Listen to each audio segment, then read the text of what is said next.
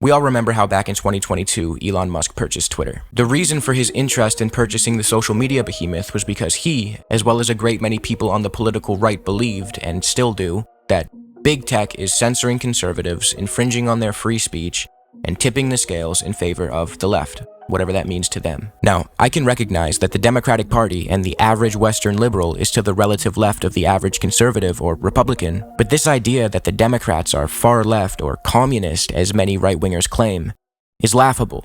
I might actually like them if they were. During the build-up to Elon's purchase of Twitter, we would see him tweet diagrams like this, claiming that he's actually on the center left of the American political spectrum, but since his fellow liberals scooted so far over to the evil woke side, and he's just stayed completely the same, he now happens to be on the right. Aside from this being the level of political analysis you would expect from a third grader, the actual statistics on political polarization for the year of 2022 conflict with his little cartoon. Elon really dialed in on spreading his belief that the liberals have all gone woke, whatever the f that means, and that social media platforms have been biased to the left when they should be politically neutral. In an interview with TED curator Chris Anderson, Elon said, "Well, I think it's very important for there to be an inclusive arena for free speech," when referring to social media platforms, which at face value is a fairly agreeable statement. Elon was not the only person who felt this way. A good chunk of the political right at the time, and still to this day,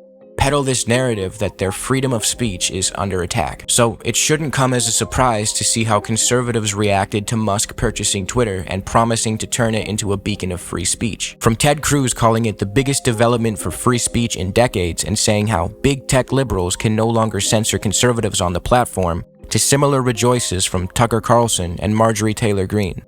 The right was pumped. So all of this raises the question, why has the right, both then and still today, been under the impression that their freedom of speech is under attack? Some of the main reasons for this belief are situations like that of the Hunter Biden laptop findings, where Twitter, under its previous ownership, removed material pertaining to the Hunter Biden story because they were trying to not circulate his nudes. Hunter, who I think is a weird sussy guy by the way, does have the right to not have his meat circulate throughout the internet while being aided by the lack of moderation on Twitter. Hot take. But ethical concerns aside, that would also be illegal. To top it all off, Hunter Biden is not a US official. He's a citizen. And the alleged Joe Biden corruption ended up being a big nothing burger. But still, to this day, some folks genuinely believe that this act of censoring the Hunter Biden material constitutes election interference because it kept knowledge pertaining to the Bidens hidden and therefore aiding in their chances of winning the election. Now, if you've watched any of my videos in the past, you could probably tell that I don't give a shit about the Bidens or the Democratic apparatus as a whole. The kindest thing I could say about them is at least they're not the GOP. But nonetheless, I don't think this constitutes election interference. Some right-wingers do. Later in this video, we will get to a similar story pertaining to JD Vance instead of Hunter Biden. You'll just have to wait and see if the right remains consistent when we get there. This is not me saying that the White House has never asked social media platforms to remove certain things.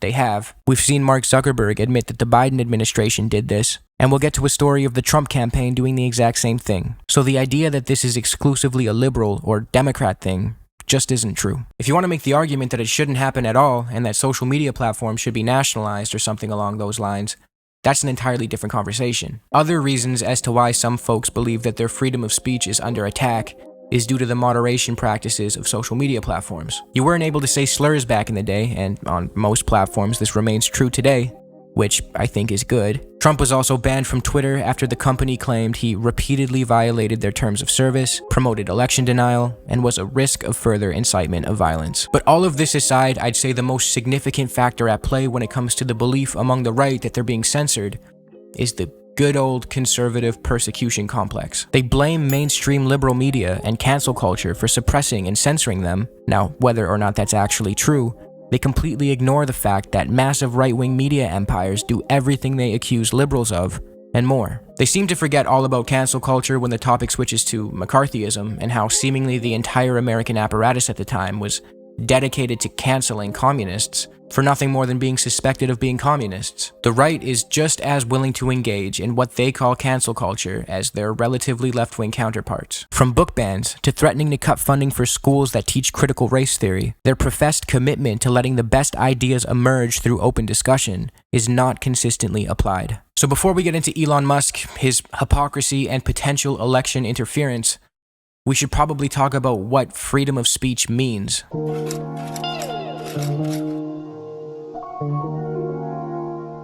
Now, there's a couple of ways I see the term used. In a legal sense, freedom of speech, as is enshrined in the American First Amendment, and similarly in some other countries, is the ability to speak your mind, offer a difference of opinion, express political dissent, all without the risk of state-sanctioned suppression, censorship, or legal retaliation. This ensures that you won't be legally penalized for exercising your right to speech. Even within this framework, there are exceptions. No violent calls to action, no death threats, no yelling fire in a crowded theater. Why, you might ask? Because the consequences of those actions could be life-threatening and must be avoided. So whether or not you'd like to admit it, the First Amendment itself understands that caveats might be in order when addressing the concept of free speech. This is the appropriate way of referring to the concept in a constitutional sense as a right. But as this video progresses, you'll find that most people who complain about infringements to their free speech aren't referring to their ability to speak their minds and criticize their governments without legal repercussions. They kind of just want to say the N-word on Twitter. More often, the term free speech is used as a nebulous social concept, referring to the belief that people have the right to say whatever they want, wherever they want, without any consequences. This is how I typically see people refer to it when they're bitching. No reference to the fact that freedom of speech is actually a right that ensures your ability to criticize the state, share opinions, blah blah blah, without fear of legal retribution or state-sanctioned censorship, but instead, they believe it to mean that if Twitter bans their account for breaking the terms of service, then they've just had their freedom of speech violated. Judging from Musk's past statements and the time he said, is someone you don't like allowed to say something you don't like? If that's the case, then we have free speech. Musk falls into this category, and only this category. He'll gesture at the First Amendment and how much he loves it, but he himself does not value the concept of being able to criticize your government, as his behavior in Turkey and India has proven.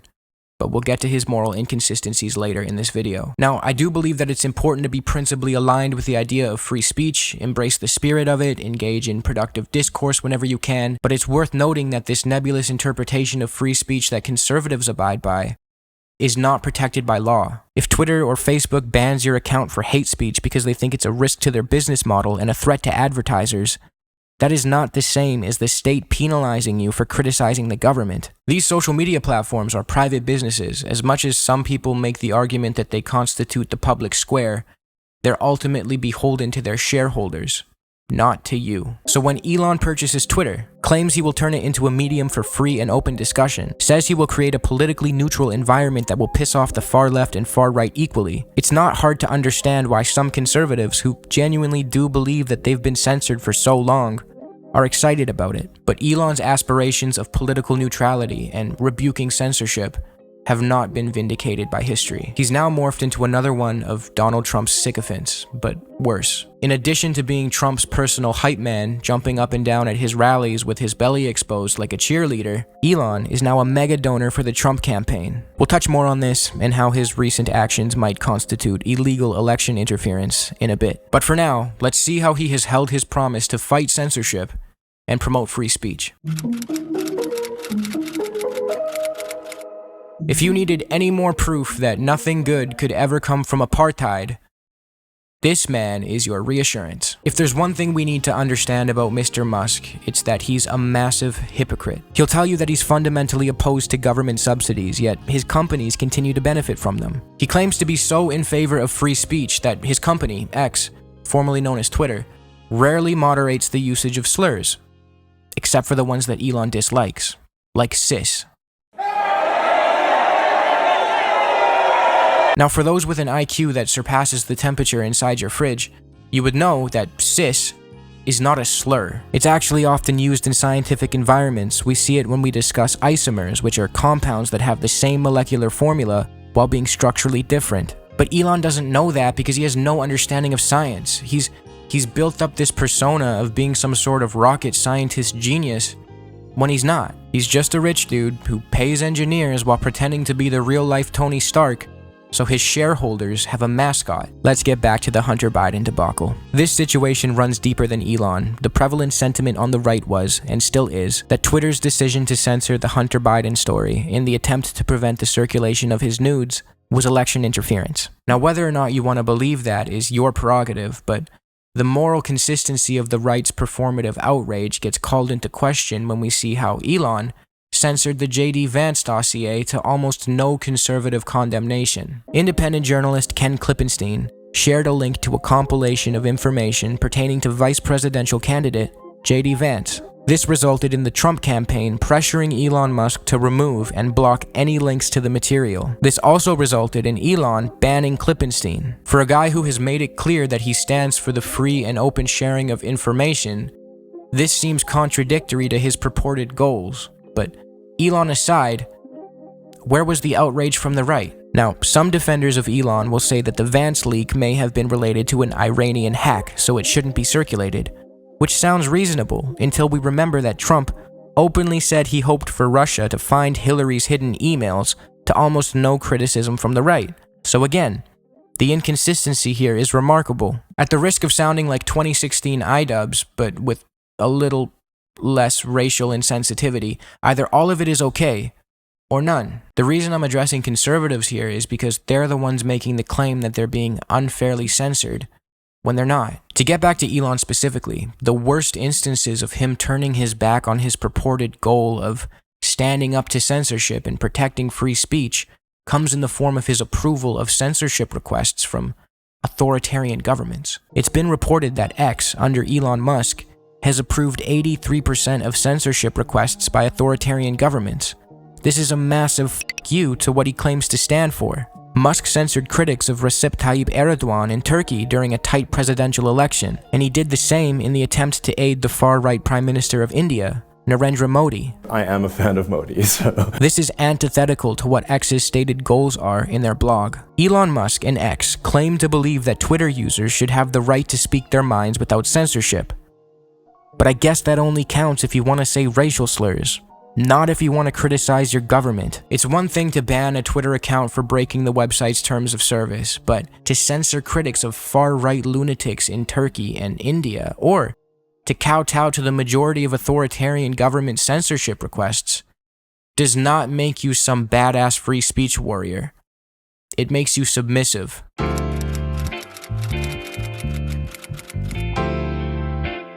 In the beginning of Musk's entrance into political discourse, he would often claim that the left had gone too far left, and he needed to antagonize both sides equally, and that shared power curbs the worst excesses of both parties. This is obviously no longer the case. Elon has transcended the realm of milquetoast centrism and started dipping his toes into real-life partisan politics. But now he's waist deep.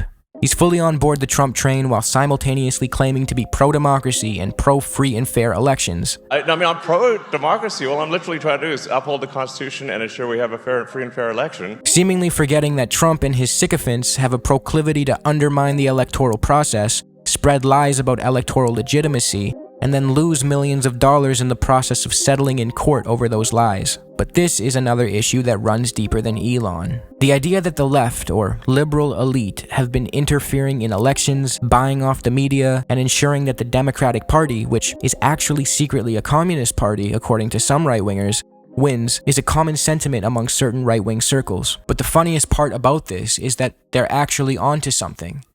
It's just not what they think. If conservatives want to open up the dialogue about how big money in politics is anti-democratic and ensures that the will of the ultra-wealthy takes precedence over the will of the majority, then why don't we see them joining a guy like Bernie Sanders in his attacks on Citizens United v. Federal Election Commission, the Supreme Court ruling that brought about super PACs and allows for the ultra-rich to donate unlimited sums of money to overtly advocate for the political candidate of their choosing? Because they either A, don't care about money in politics as much as they pretend to every time George Soros funds something, or B, have yet to realize that the billionaire class pumps money into both Democrats and Republicans because these two parties aren't actually as diametrically opposed as we've been led to believe. The Republicans are obviously far worse in every conceivable way, in my opinion, but Nonetheless, these are still two parties beholden to private interests and the ultra-rich above all. If free and fair elections are a genuine desire for conservatives, or Elon Musk as he claims,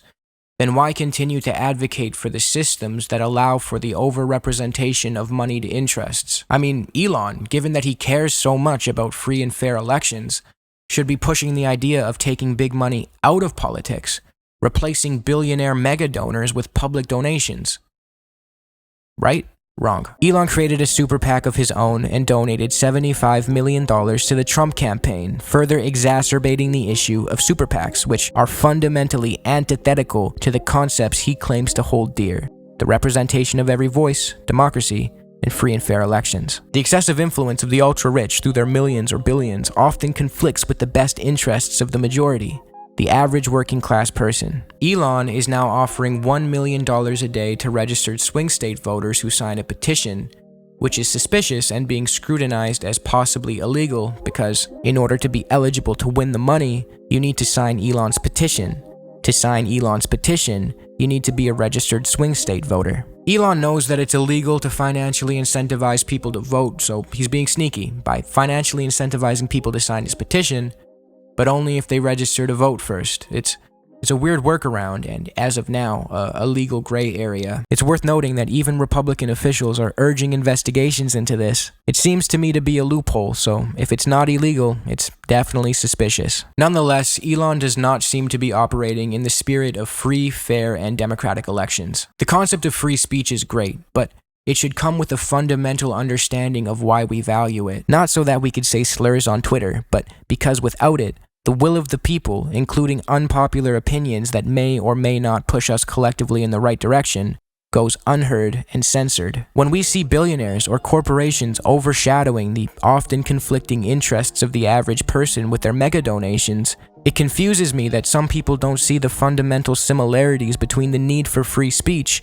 and the need to remove big money from politics. Both of these concepts aid in democracy and ensure that our governments can appropriately represent the majority. If what I've told you so far is not bad enough, Elon-funded PACs are now creating fake websites and sending mass texts impersonating the Kamala campaign. They're micro-targeting Muslim and Jewish Americans with diametrically opposing messages. For example, a Muslim American will receive a text seemingly from the Kamala campaign claiming that Kamala stands with Israel, while Jewish Americans receive a text saying she stands with Palestine. If you look closely at the bottom of these images being sent out, you'll see fine print saying this message is not from any candidate. So again, while it's probably not illegal, it's definitely slimy and a concerted effort to tip the scales toward Trump. If George Soros or any other billionaire were doing for the Democrats what Elon is currently doing for the GOP, we already know that the right would scream election interference. When Twitter suppressed the Hunter Biden laptop story, the right claimed that was election interference. But when Elon shares deep-fake Kamala AI ads, funds these weird targeted texts,